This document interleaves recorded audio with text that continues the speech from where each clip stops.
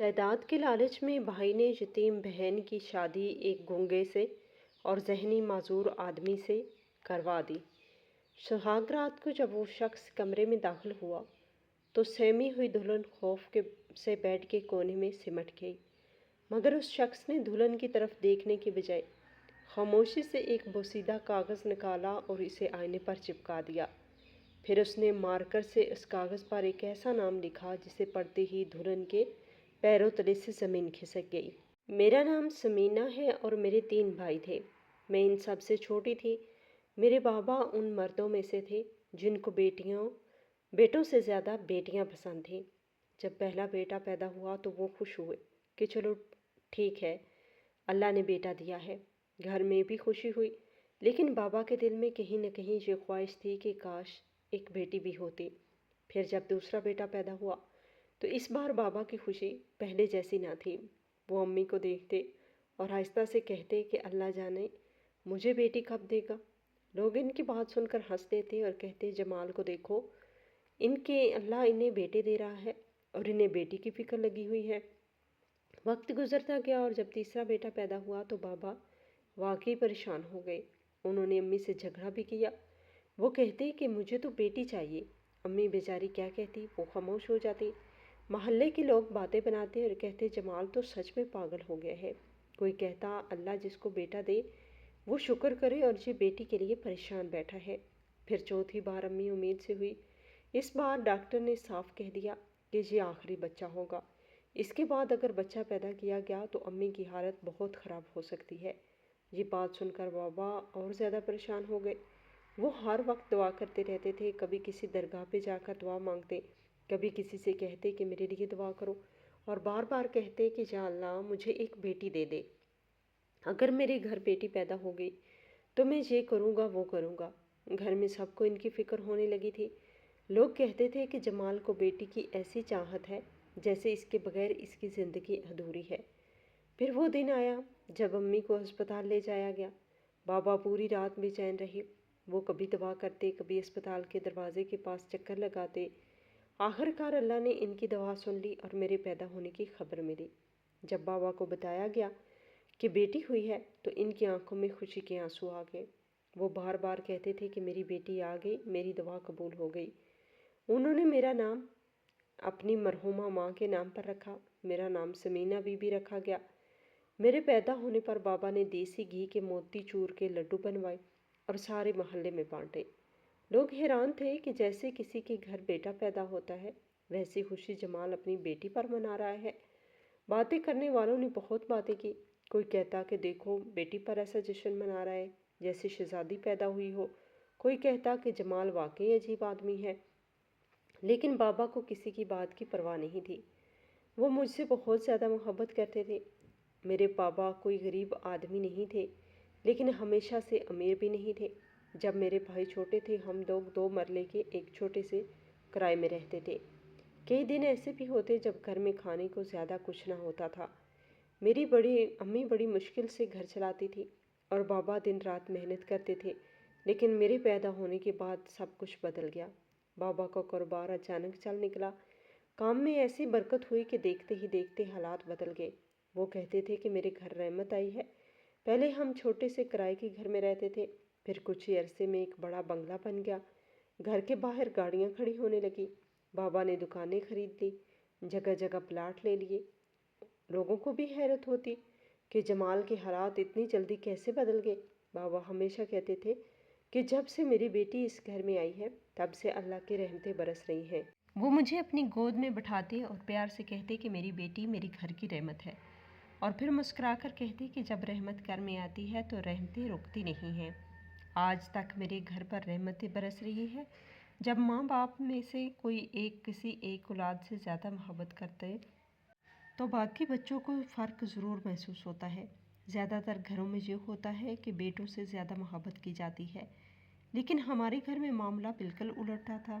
بابا کی ساری محبت میرے لیے تھی اور یہی بات میرے بھائیوں کو کبھی ہضم نہیں ہوئی۔ لوگ بھی بابا کو سمجھاتے تھے کہ ایسا نہ کریں، کہتے تھے کہ سب بچوں کو برابر رکھنا چاہیے، لیکن بابا کے دل میں میرے لیے جو محبت تھی وہ کسی کے کہنے سے کم نہیں ہوتی تھی۔ ہر چیز میرے لیے آتی تھی، میرا بہت خیال رکھا جاتا تھا۔ مجھے اس طرح رکھا جاتا تھا جیسے کسی ڈاکٹر نے یہ کہہ دیا ہو کہ اس لڑکی کے پاس صرف ایک ہفتہ رہ گیا ہے اور اس کی ہر خواہش پوری کر دو۔ بابا واقعی اسی طرح میری ہر خواہش پوری کرتے تھے۔ میں جو مانگتی وہ لا کر دیتے، میں جہاں جانے کا کہتی وہ مجھے لے جاتے۔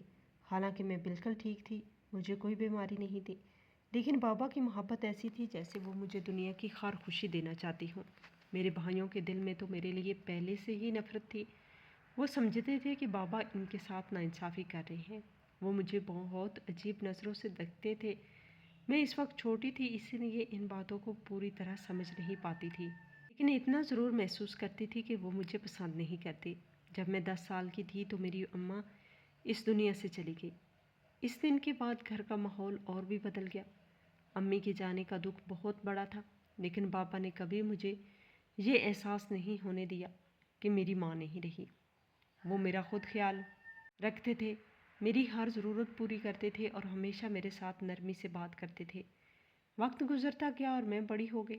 دیکھتے ہی دیکھتے میں جوان ہو چکی تھی، لیکن اسی دوران ایک اور آزمائش ہماری زندگی میں آ گئی۔ میرے بابا بستر پر پڑ گئے۔ وہ پہلے جیسے مضبوط اور توانا نہیں رہے تھے۔ ان کا خیال صرف میں ہی رکھتی تھی۔ میرے بھائی تو ان کے پاس آتے بھی نہیں تھے۔ وہ گھر میں ہوتے ہوئے بھی ایسے رہتے تھے جیسے بابا سے ان کا کوئی تعلق نہ ہو۔ کاروبار پہلے سے چل رہا تھا، گھر اپنا تھا، گاڑیاں تھیں، دکانیں تھیں، کسی چیز کی کمی نہیں تھی۔ شاید اسی وجہ سے اب ان کو بابا سے کوئی مطلب نہیں تھا۔ میں ہی دن رات بابا کے پاس رہتی تھی، ان کو دوا دیتی تھی، ان کے لیے کھانا بناتی تھی، ان کی ہر ضرورت پوری کرتی تھی اور کوشش کرتی تھی۔ بابا بھی زیادہ تر مجھ سے ہی بات کرتے تھے۔ وہ اکثر ماضی کی باتیں یاد کرتے تھے، کہتے تھے جب تم چھوٹی تھی ایک دن ایسا ہوا تھا، پھر مسکرا کر کہتے کہ تمہیں یاد ہے جب تم نے پہلی بار یہ ضد کی تھی۔ کبھی کہتے جب تم چھوٹی تھی ایک دن ویسا ہوا تھا۔ وہ پرانی باتیں سناتے تھے اور میں خاموشی سے سنتی رہتی تھی۔ مجھے ان کے ساتھ وقت گزارنا اچھا لگتا تھا۔ ایسا لگتا تھا جیسے میں ان کے دل کی خوشی ہوں اور وہ مجھے میرے دل کا سہارا ہے۔ پھر ایک دن ڈاکٹر نے ہمیں سچ بتا دیا۔ ڈاکٹر نے کہا کہ اب ان کا کوئی علاج نہیں ہے کیونکہ انہیں کینسر ہو گیا ہے اور کینسر بھی آخری سٹیج کا ہے۔ اس کے ساتھ ان کی اور بہت سی بیماریاں ہیں۔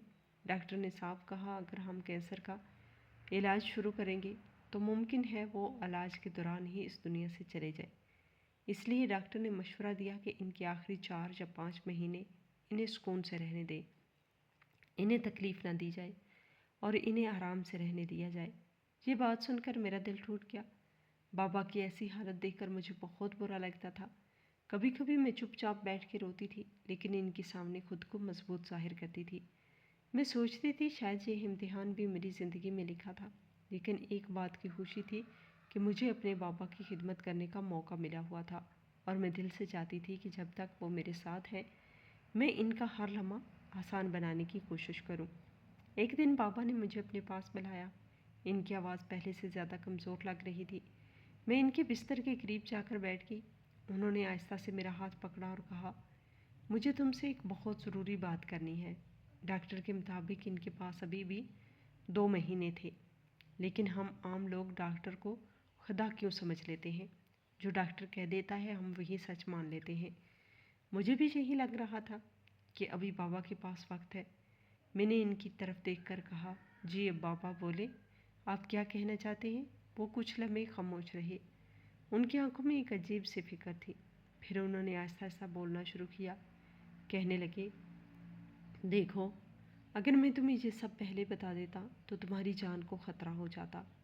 اگر میں وہ چیز تمہارے ہاتھ میں دے دیتا تو تمہارے بھائی کسی نہ کسی طرح تم سے وہ لے لیتے۔ میں حیران ہو کر ان کی طرف دیکھ رہی تھی۔ مجھے سمجھ ہی نہیں آ رہا تھا کہ وہ کیا کہہ رہے ہیں۔ پھر وہ بولے تم ان کی باتوں میں آ جاتی۔ تمہیں لگتا ہے کہ وہ تمہارے بھائی ہیں، تمہارے محافظ ہیں، تم ان سے محبت کرتی ہو، لیکن وہ تم سے محبت نہیں کرتے۔ ان کی بات سن کر میرا دل دھک سے رہ گیا۔ میں گھبرا گئی۔ میں نے فوراً کہا بابا یہ آپ کیسی باتیں کر رہے ہیں؟ وہ پھر کچھ بولنے لگے، لیکن ان کی سانس ذرا تیز ہو گئی۔ میں نے ان کا ہاتھ مضبوطی سے پکڑ لیا۔ میں نے کہا بابا جی صاف صاف بتائیں آپ کو کیا کہنا چاہتے ہیں؟ مجھے کچھ سمجھ نہیں آ رہا۔ جائیداد کی معاملات تو پاپا پہلے ہی سیدھے کر چکے تھے، مجھے اس بات کی اچھی طرح پتہ تھا۔ انہوں نے سب کچھ پہلے ہی تقسیم کر دیا تھا۔ انہوں نے بھائیوں کے ساتھ بھی ناانصافی نہیں کی تھی، لیکن انہوں نے وہ طریقہ بھی نہیں اپنایا تھا جو عام طور پر لوگ بیٹی کے حصے کے بارے میں کرتے ہیں۔ انہوں نے سیدھا جائیداد کے 4 حصے کر دیے تھے، 3 بھائیوں کے اور 1 میرا۔ اس طرح میرے حصے میں بھی بہت کچھ آتا تھا، اسی لیے مجھے سمجھ نہیں آ رہا تھا کہ بابا کس بات کی طرف اشارہ کر رہے ہیں۔ میں بار بار ان سے پوچھ رہی تھی کہ بابا آپ کیا کہنا چاہتے ہیں؟ وہ مجھے دیکھتے رہے، پھر آہستہ سے بولے، جہاں دل ہوتا ہے وہاں راہ ہوتی ہے۔ میں نے حیرانی سے ان کی طرف دیکھا۔ وہ پھر بولے، جہاں دل ہوتا ہے وہاں راہ ہوتی ہے۔ میں نے کہا، بابا اس کا کیا مطلب ہے؟ لیکن وہ اسی جملے کو بار بار دہرانے لگے، جہاں دل ہوتا ہے وہاں راہ ہوتی ہے، جہاں دل ہوتا ہے وہاں راہ ہوتی ہے۔ ان کی آواز ٹوٹنے لگی تھی، ان کی سانسیں اکھڑنے لگی تھی۔ میں گھبرا گئی۔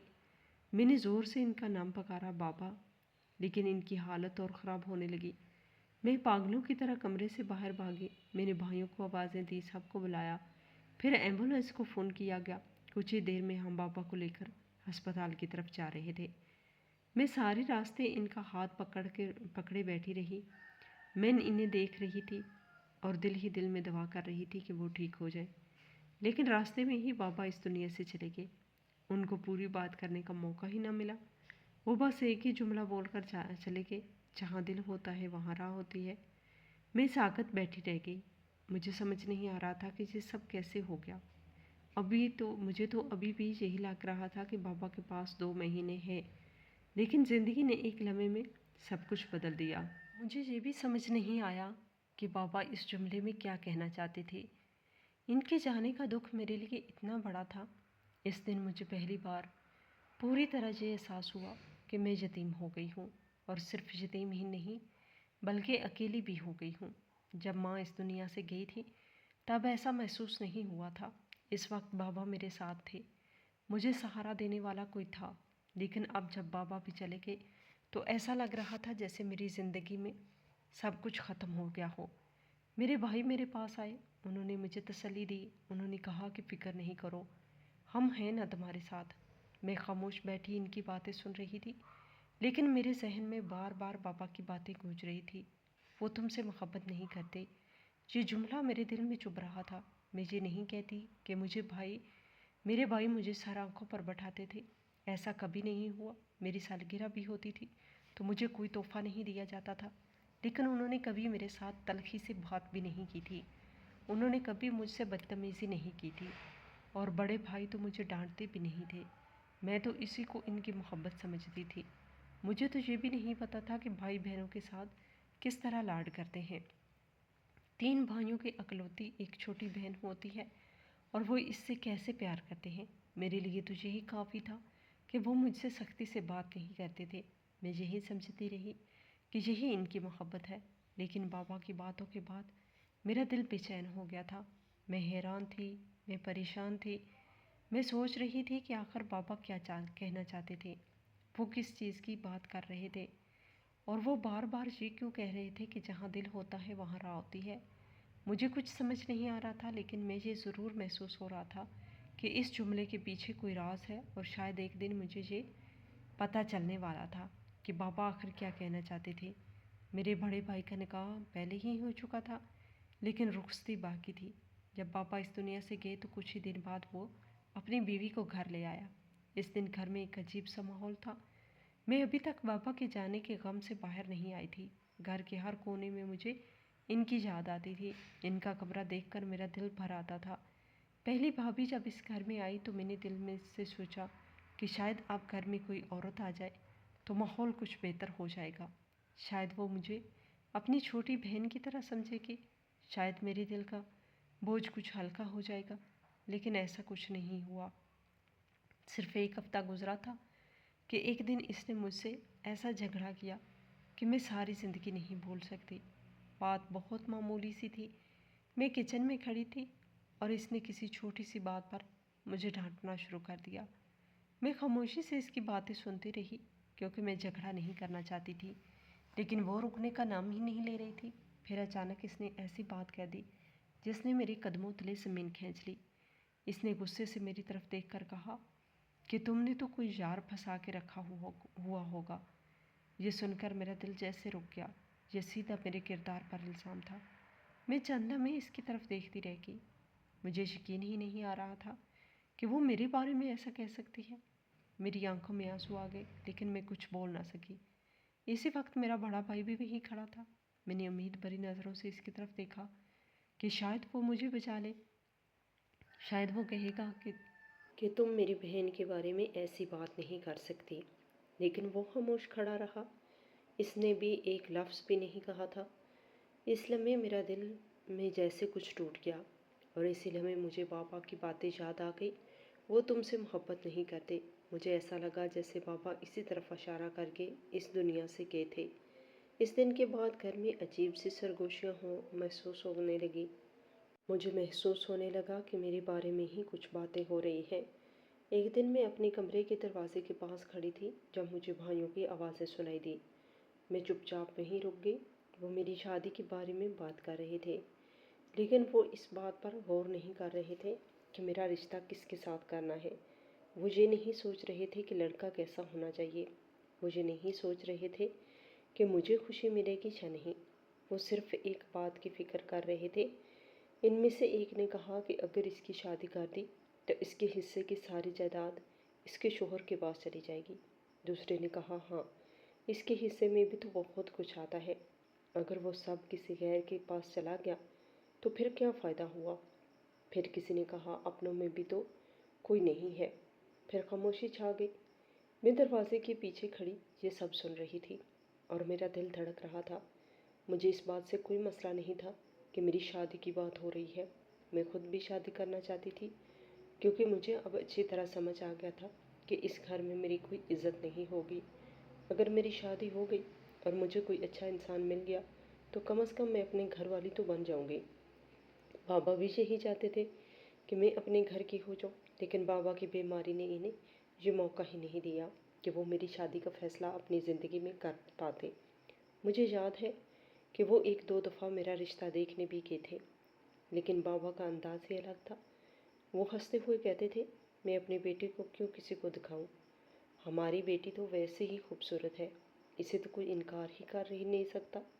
وہ کہتے تھے کہ ہم لڑکے کو دیکھیں گے، اگر ہمیں لڑکا پسند آ گیا تو پھر ہم اپنی لڑکی دکھائیں گے۔ اسی لیے وہ تین جگہوں پر لڑکا دیکھنے کے لیے گئے تھے۔ ایک دفعہ تو وہ شہر سے باہر بھی گئے تھے، لیکن واپس آ کر انہوں نے کہا تھا معاملہ کچھ پسند نہیں آیا۔ انہوں نے صاف کہا تھا کہ لڑکا مجھے پسند نہیں آیا، اور پھر یہ بات وہی ختم ہو گئی تھی۔ لیکن اب میرے بھائی میری شادی کی باتیں کر رہے تھے۔ مجھے سمجھ نہیں آ رہا تھا کہ وہ کیا کرنے والے ہیں۔ پھر اچانک 2 ہفتے بعد انہوں نے مجھے بلا کر کہا کہ ہم نے تمہارے لیے لڑکا پسند کر لیا ہے اور اسی مہینے کے آخر میں تمہاری شادی ہوگی۔ میں حیران رہ گئی۔ میں نے ہمت کر کے پوچھا کہ وہ کون ہے، کہاں کا ہے، میرا رشتہ کس کے ساتھ طے کیا گیا ہے؟ یہ سنتے ہی وہ غصے میں آ گئے۔ انہوں نے کہا بڑی بے شرم ہو تم، اپنے منہ سے پوچھ رہی ہو کہ لڑکا دکھایا جائے؟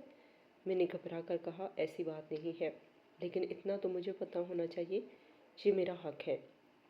انہوں نے سخت لہجے میں کہا تمہارا جو حق ہے وہ تمہیں مل جائے گا۔ تمہارا حق یہی ہے کہ ہم تمہاری شادی ایک اچھے انسان سے کر دیں۔ وہ بہت اچھا انسان ہے، یہی تمہارے لیے کافی ہے۔ میں خاموش ہو گئی۔ میں نے دل میں خود کو سمجھایا کہ ظاہر ہے وہ میری شادی کسی برے انسان سے تو نہیں کریں گے۔ آخر کچھ یہ میری زندگی ہے، یہ کوئی فلم یا ڈرامہ تو نہیں ہے کہ اچانک ایسا خطرناک موڑ آ جائے کہ میں خود بھی حیران رہ جاؤں گی۔ میں یہی سوچ کر خاموش ہو گئی، لیکن مجھے کیا معلوم تھا کہ یہ میری زندگی واقعی ایک ایسے موڑ کی طرف جا رہی ہے جس کا میں نے کبھی تصور بھی نہیں کیا تھا۔ گھر میں میری شادی کی تیاریاں شروع ہو گئی۔ گھر کے کمروں میں کپڑے رکھے جا رہے تھے، صندوق کھل رہے تھے، کبھی کوئی چیز لائی جا رہی تھی تو کبھی کوئی۔ مجھے بار بار کہا جا رہا تھا کہ جو بھی تمہیں چاہیے بتا دو، اگر کچھ خریدنا ہے تو بھابھی کے ساتھ جا کر لے آؤ۔ میں خاموشی سے سب کچھ دیکھ رہی تھی۔ باہر سے سب کچھ عام لگ رہا تھا، لیکن میرے دل کے اندر ایک عجیب سا خلا تھا۔ میری شادی ہونے والی تھی، لیکن میرے ماں باپ دونوں ہی اس دنیا میں نہیں تھے۔ امی تو بہت پہلے چلی گئی تھی اور اب بابا بھی نہیں رہے تھے۔ مجھے بار بار یہی خیال آتا تھا کہ کاش پاپا زندہ ہوتے، کاش وہ میری شادی دیکھتے، کاش وہ میرے سر پر ہاتھ رکھتے اور کہتے کہ میری بیٹی آج دلہن بن رہی ہے۔ یہ سوچ کر میری آنکھیں بار بار بھر آتی تھی۔ بابا کو اس دنیا سے گئے ہوئے ابھی زیادہ وقت بھی نہیں ہوا تھا۔ ان کی آواز ابھی تک میرے کانوں میں گونجتی تھی۔ ان کا کمرہ ابھی تک ویسا ہی تھا۔ کبھی کبھی میں چپکے سے وہاں جا کر بیٹھ جاتی تھی اور خاموشی سے روتی رہتی تھی۔ ادھر گھر میں شادی کی تیاریاں چل رہی تھی۔ بھابھی مجھے ساتھ لے کر شاپنگ کے لیے جاتی تھی، لیکن اس کا انداز عجیب تھا۔ مجھے اس کے ساتھ باہر جانا بھی اچھا نہیں لگتا تھا۔ جب ہم بازار جاتے تو وہ کپڑوں یا زیور سے زیادہ کھانے پینے کی چیزوں پر نظر رکھتی تھی۔ وہ کہتی چلو پہلے کچھ کھا لیتے ہیں پھر شاپنگ کریں گے۔ کبھی وہ چٹپٹی چیزیں کھانے لگ جاتی، کبھی کہیں بیٹھ کر لمبا وقت کھاتی رہتی۔ میں خاموشی سے اس کے ساتھ بیٹھی رہتی تھی۔ میرا دل کہیں اور ہوتا تھا۔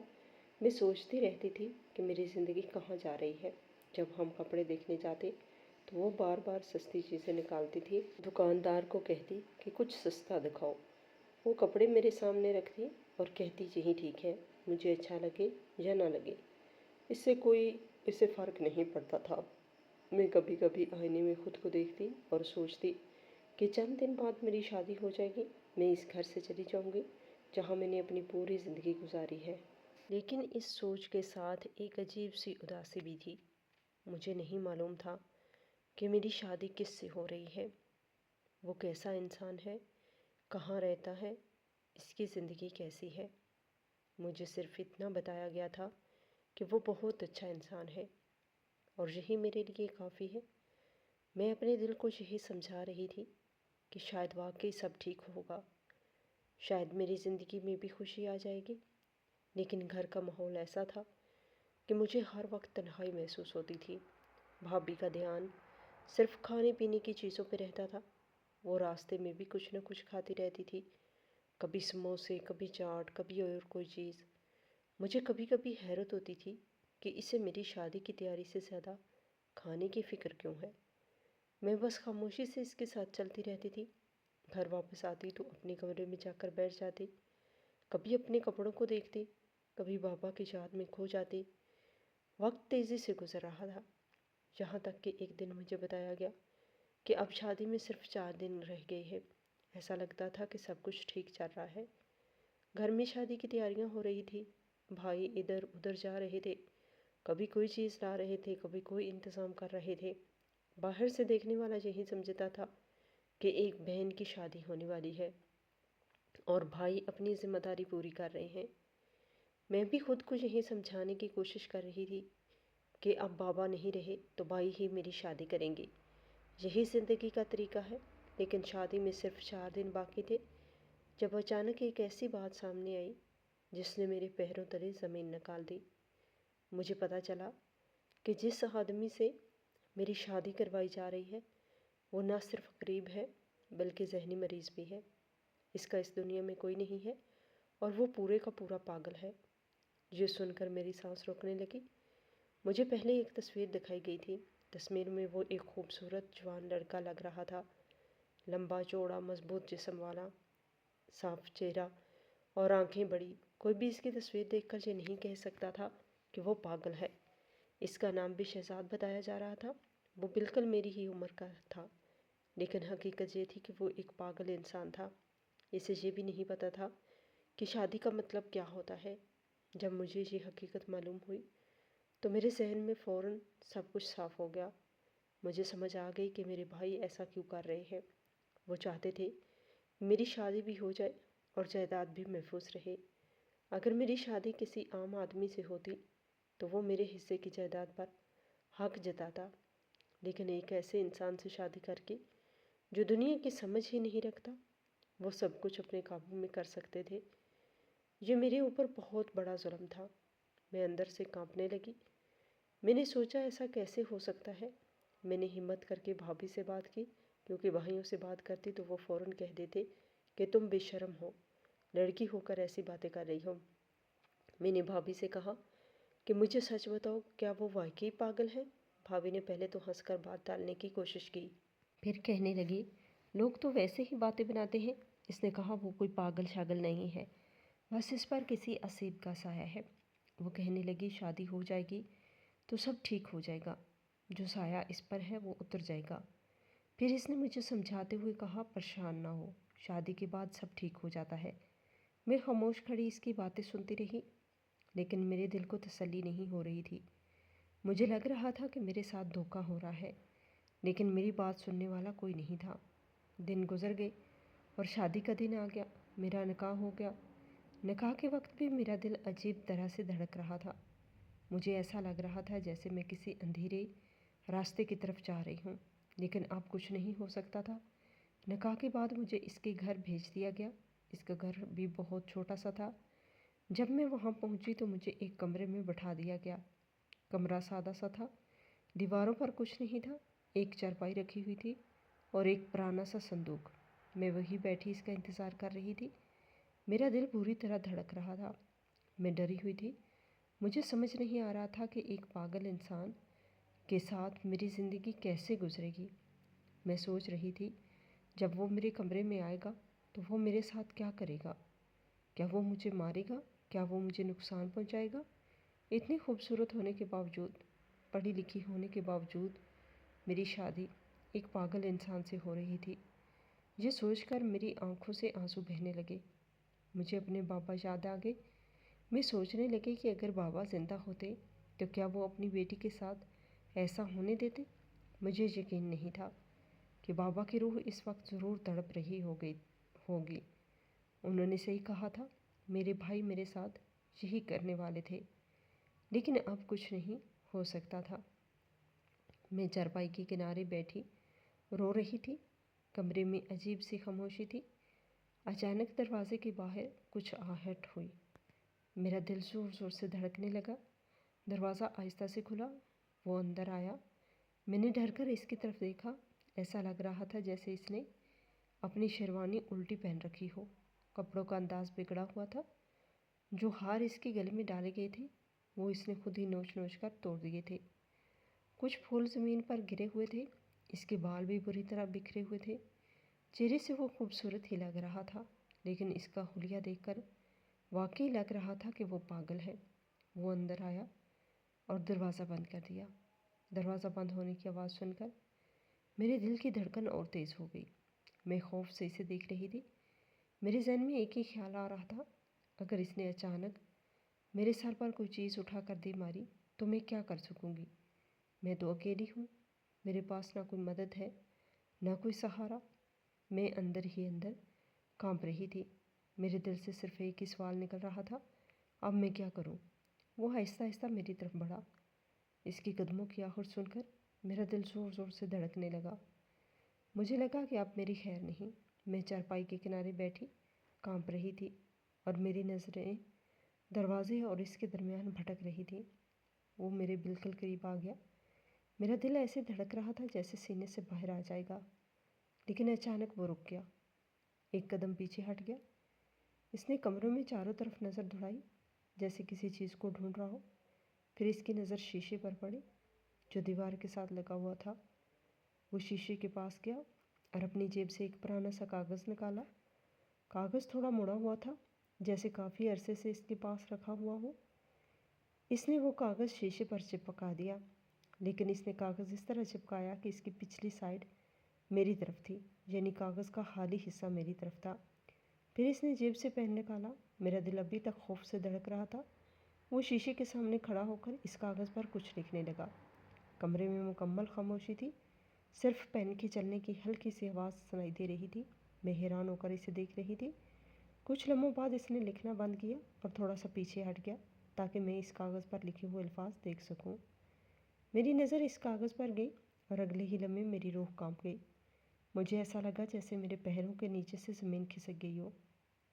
اس کاغذ پر لکھا تھا، جہاں دل ہوتا ہے وہاں راہ ہوتی ہے۔ میں ساکت رہ گئی۔ یہ وہی الفاظ تھے، یہ وہی جملہ تھا جو میرے بابا نے اپنی آخری سانسوں میں بار بار دہرایا تھا۔ میں حیرت سے اس کی طرف دیکھنے لگی۔ میرے دل میں سینکڑوں سوال ایک ساتھ اٹھ رہے تھے۔ میں نے کپکپاتی آواز میں کہا، تم کون ہو؟ وہ فوراً میرے قریب آیا اور اپنے ہونٹوں پر انگلی رکھ کر آہستہ سے بولا، چپ ہو جاؤ۔ اس کی آنکھوں میں عجیب سی سنجیدگی تھی۔ اسی لمحے مجھے محسوس ہوا کہ شاید وہ پاگل نہیں ہے، وہ میرے قریب بالکل قریب آ گیا اور دھیمی آواز میں بولا، میرا نام شہزاد عالم ہے، میں تمہارے بابا کے دوست کا بیٹا ہوں۔ میں حیرت سے اسے دیکھ رہی تھی۔ وہ آہستہ آہستہ بات کرنے لگا۔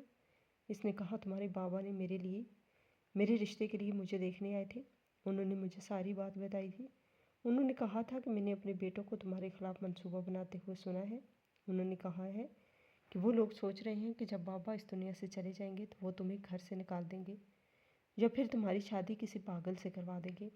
یہ کہتے ہوئے اس نے میری طرف دیکھا، پھر وہ بولا، انہوں نے مجھ سے کہا ہے اگر اچانک مجھے کچھ ہو جائے تو تم نے سارا کچھ سنبھال لینا، کیونکہ تمہارے بابا کو تم لوگوں سے پہلے ہی پتہ تھا کہ انہیں کینسر ہے۔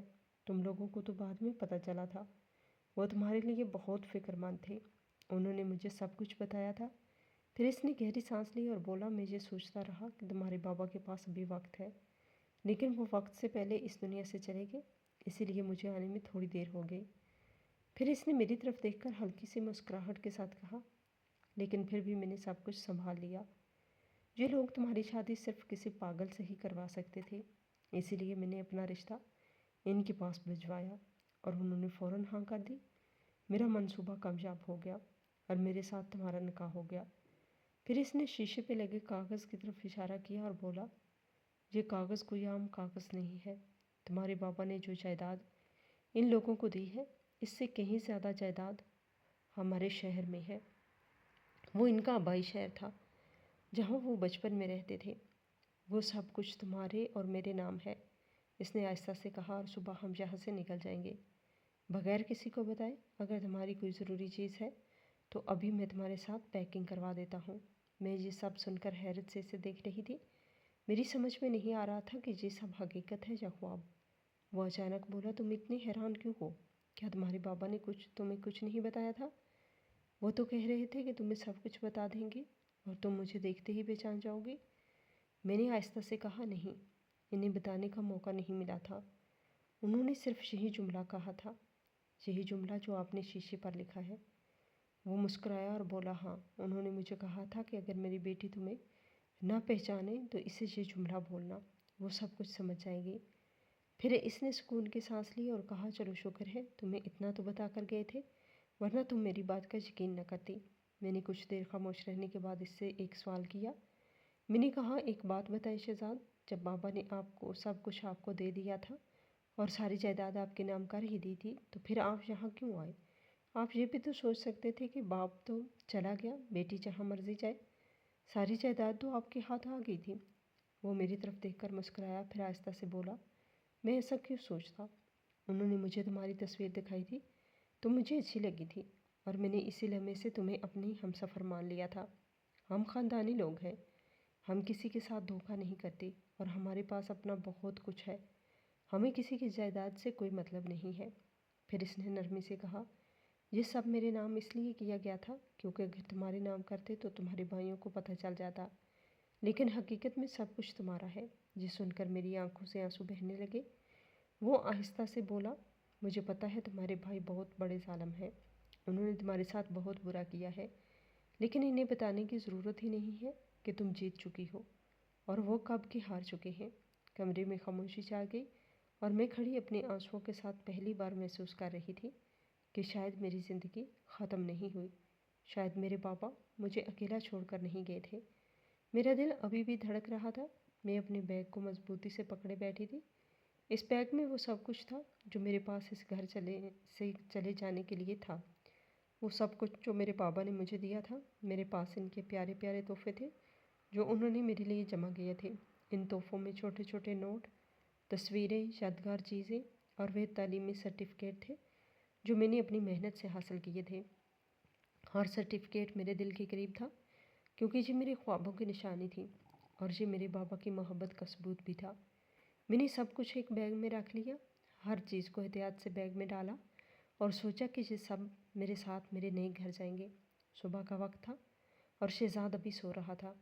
ہم نے سب کچھ چپکے سے تیار کیا اور بغیر کسی کو بتائے نکل گئے۔ گھر میں کسی کی آواز نہیں تھی، شاید وہ لوگ اب بھی سو رہے تھے۔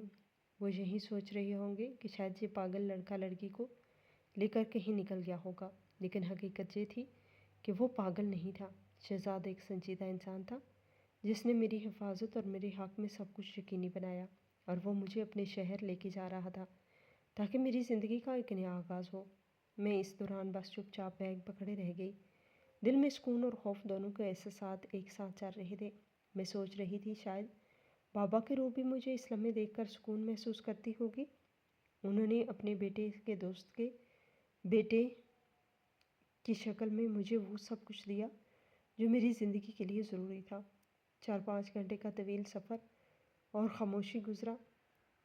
میں کھڑکی کے پاس بیٹھی باہر کے مناظر دیکھ رہی تھی۔ درخت، کھیت اور شہر کے پہلو بدل رہے تھے۔ میرے ذہن میں سوچے جا رہی تھی کہ میں اب کس نئی زندگی کی طرف جا رہی ہوں۔ میرے ساتھ شہزاد تھا، وہ بھی خاموش تھا، لیکن اس کی موجودگی نے مجھے ایک عجیب سا تحفظ محسوس کروایا۔ میں اس کی آنکھوں میں سکون دیکھ رہی تھی۔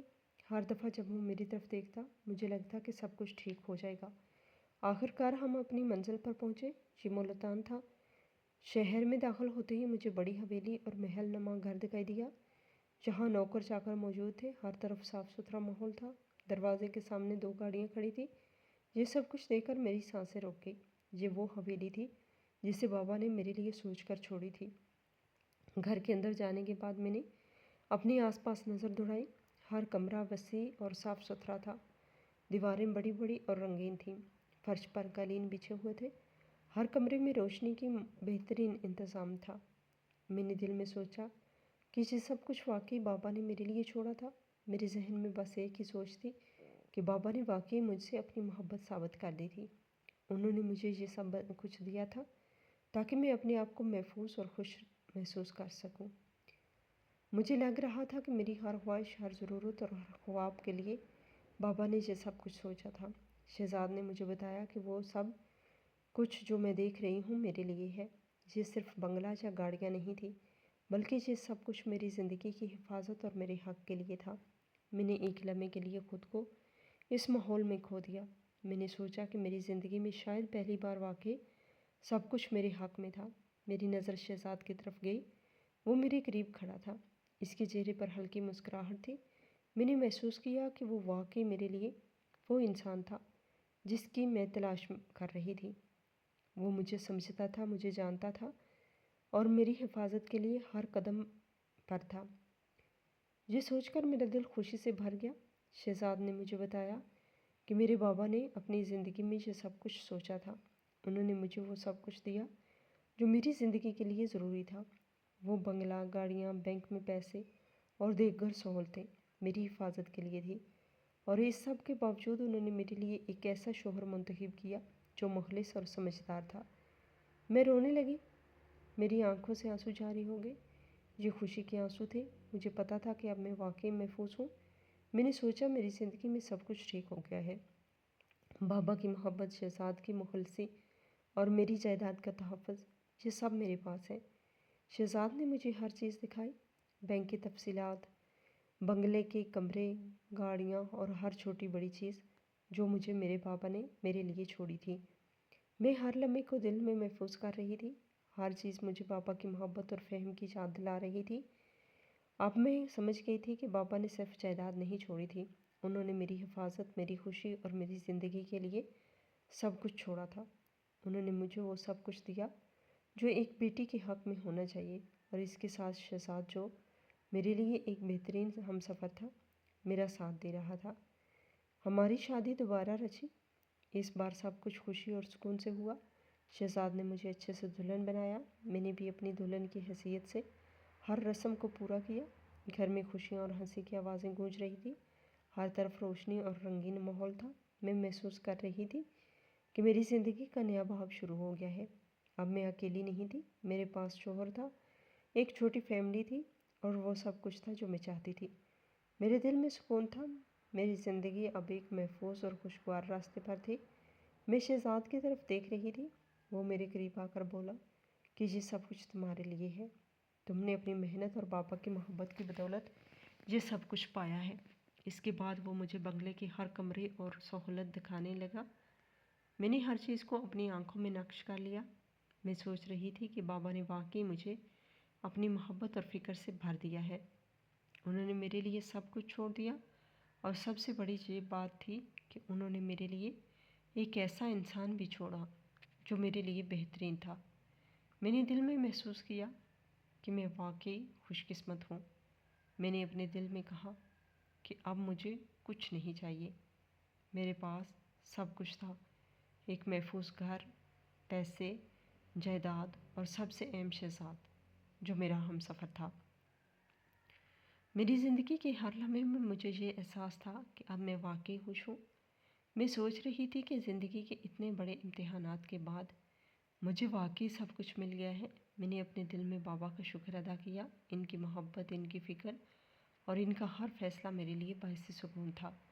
اب میری زندگی کا ہر دن خوشی، سکون اور محبت کے ساتھ شروع ہو رہا تھا۔ میں شہزاد کے ساتھ اپنے نئے گھر میں بیٹھی، ہر طرف روشنی اور خوشیوں کے بیچ اپنے بابا کی یاد کے ساتھ یہ سوچ رہی تھی کہ اب مجھے کسی چیز کی کمی نہیں۔ اب میں واقعی کہہ سکتی ہوں کہ میرے پاس سب کچھ ہے، میرا شوہر، میری فیملی، گھر، پیسہ، جائیداد، خوشیاں اور سب سے بڑھ کر میری زندگی میں سکون اور حفاظت۔ مجھے اور کچھ نہیں چاہیے تھا۔ ہماری آج کی یہ کہانی آپ کو کیسی لگی؟ کمنٹ باکس میں اپنی رائے کا اظہار ضرور کریں، اور مزید اس طرح کی سبق آموز کہانیاں سننے کے لیے ہماری ویڈیو کو لائک کریں اور ہمارے چینل کو سبسکرائب کریں۔ شکریہ۔